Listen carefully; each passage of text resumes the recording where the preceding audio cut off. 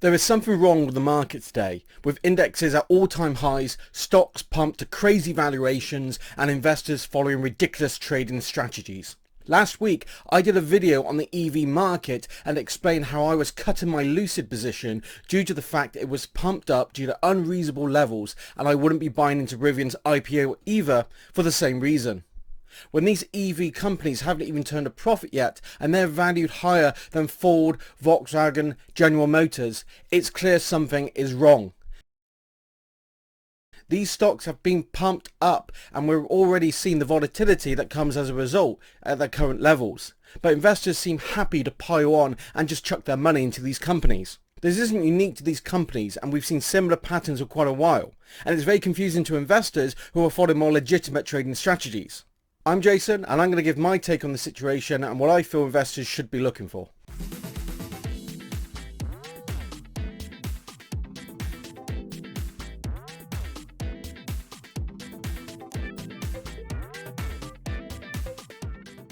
The stock market used to be for competent, professional investors who studied to reach a certain level of education and even obtained licenses to trade stocks, using well-established strategies on the companies they select. Now, trading apps and retail investing in general has opened the door for investors from any socio-economic status to invest. And I think this is great. It's evened the playing field and allowed retail investors to take on Wall Street directly, fund a better future for themselves instead of relying on banks with high charges and crappy interest rates who don't even come close to beating returns from the S&P 500. The problem is that with great investment opportunity comes great investment responsibility. These retail trading apps don't require any training or experience to use, and that's how too many investors are getting ahead of themselves. And the way stocks recovered over the pandemic has given the false impression that stocks only go up, and they're more likely to fall for investment traps. When they don't have any experience or education in investing, retail investors tend to rely heavily on media sources for their information, taking it at face value, effectively being led like sheep. Television media has the most exposure, and they do have some genuine experts in the field giving their feedback on the market, but this tends to be reactive, reporting on what's already happening in the market. When they report on stocks that are already on the way up, they have usually been priced in by this stage, so buying into rising stocks is effectively buying into momentum, acting on hindsight. Here's the stock market bubble chart that illustrates a pattern we are seeing too often. Looking at the intrinsic value of the stock, smart investors tend to buy in at the ground level by knowing their industries and finding value early on. Institutional investors follow and the stock starts moving, but this is when it reaches the media, where public attention starts to rally upwards. Retail investors are less complacent about the fundamentals, or they fear missing out, so they buy in at these levels. As the stock rallies upwards, it gains more media attention, and we end up with this cycle of media attention driving more investing, then more attention, and the stock price snowballs into a new paradigm of overvaluation. Reality eventually sets in and the stock corrects to more reasonable levels. So as investors, we all want to get ahead of the large-scale media, and the bottom line is this takes research. But where television or media tends to show professionals, many don't have the patience for this, and they continue to rely on other social media sources. A recent survey from Opinion concluded that 56% of 18 to 34-year-olds in the UK attribute their investment strategy to social media trends, with Reddit being the most popular platform. It's no wonder we see Wall Street Bets, for instance, pushing investors to buy into awful companies to fight Wall Street. Was that ever going to be a strategy in the long term? Even their biggest victims of their YOLO investing strategies treat their massive losses as bragging rights. Pissing your money away is a shit strategy. The report also concluded that TikTok was the second most popular source of investment ideas. FinTok is a current trend for this type of financial advice. Often these videos, served out in bite-sized portions, are poorly thought out bad advice. Even if the influencer means well and an idea looks great on the surface, they don't cover the necessary details that would make it fall apart. Most of these are capitalizing on their viewership, viewers who aren't likely to research the subject but are happy to take on simple-minded get-rich-quick schemes. Let's not leave out YouTube influencers, including myself, who are plenty. Now, I like to think that I'm included in a small number of hosts who do considerable research, due diligence, before uploading videos. But it's also easy for me to notice how many hosts are simply regurgitating information, plagiarizing content from online sources. MarketWatch, Seeking Alpha, Yahoo Finance, Zacks, to name a few. They rely on the research of others so they can release daily videos and drive up their viewership. It's ignorant, short-sighted and disingenuous, and they shouldn't be taken at face value. And that's why these YouTubers are constantly telling people to buy stocks, because knowing where to sell is a far more complicated argument and requires research and in-depth understanding of a company or industry, the type they lack. And finally, here's an influencer you may not know exists: whales. These are market manipulators who work behind the scenes, dumping huge investments and positions on a company, attracting investors who drive up the price even further, only for the whales to sell out on a high, leaving other investors like mob informants and the market being the East River.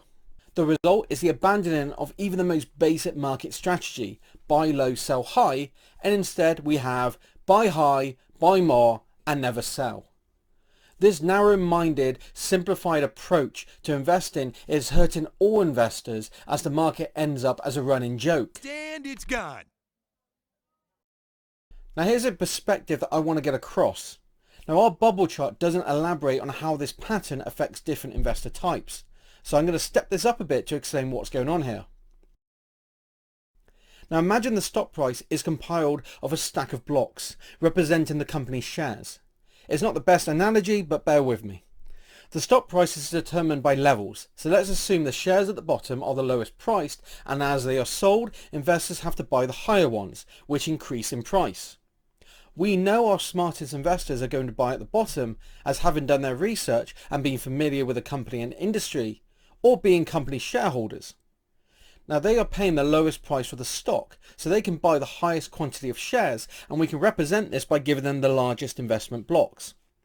They have an estimate of what the stock is worth, and they're prepared to hold for a considerable amount of time, or until a catalyst kicks in and they could capitalize on their investment early.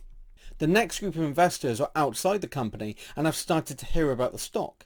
They carry out their research later, but they're still happy to buy in slightly higher as they see the value. But as the stock is now higher, they buy slightly less, so we have slightly smaller blocks. They need the stock to rise higher to make a profit, but now we're seeing professional investors who are happy to use media coverage to pump the stock and drive up more interest. They'll happily tell viewers on how the stock will go to their target price, and then they raise the target price when it does. Now, our retail investors take notice of this.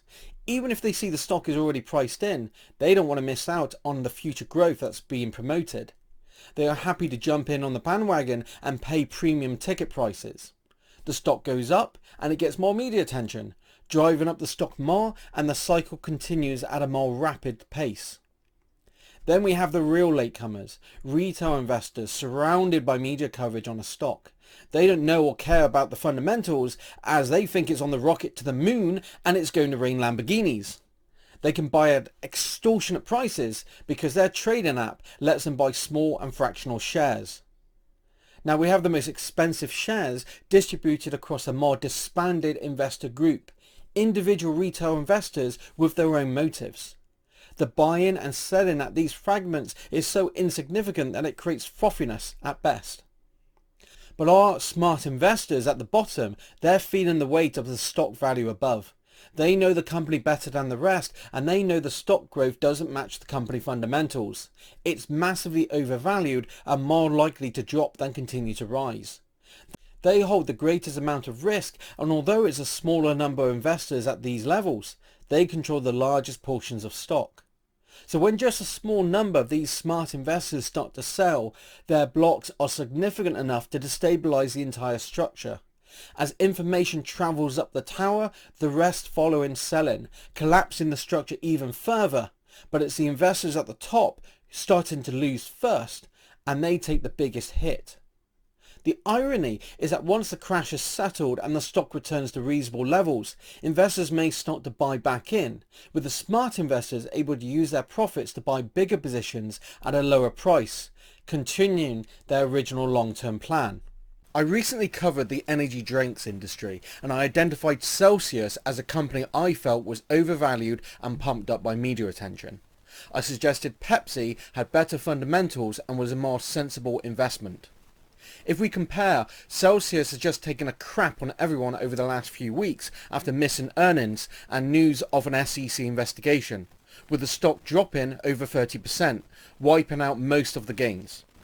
If you look at the inside trade since June, you can see some major inside shareholders were already cashing out on the highs, showing they thought the stock was overvalued. The stock pattern is a perfect example of a bubble. Compare this to Pepsi, who have grown more consistently over the last year, with insider activity showing a flow of insider buy-in. Pepsi was more genuinely supported and instead of being pumped into a bubble, has shown steady, consistent growth. The fundamentals and dividends show it remains a better valued and stable stock for the long term. However, I would say that Celsius's lack of profitability is due to the rapid expansion of their business, and I don't see the stock ever being undervalued due to its media exposure. So if you want a more speculative option and have the discipline to sell when it gets hyped up again, the recent correction does present a buying opportunity. The takeaway is this: bad investors rely too much on media attention or online influencers to tell them what to buy. Rather than research companies or develop strategies of their own, they take the bait.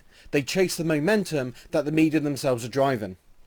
Now, showboaters who would rather brag about their gains on overvalued stocks than sell at the right time are the first to be taken out when the market corrects, along with anyone who went along with their short-sighted influence.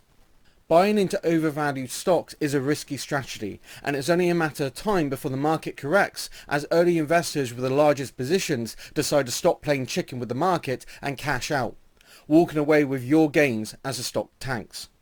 Good investors carry out their own research, so they recognise when there's a buying opportunity and also when there's a selling opportunity as the stock moves into a bubble.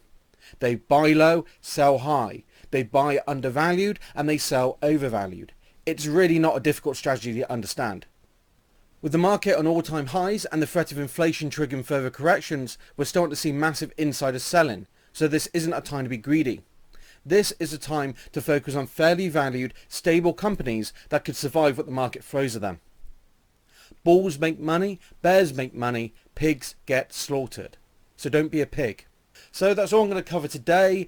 I'm going to try and expand on further investing strategies over the next few weeks, so consider subscribing. Until next time.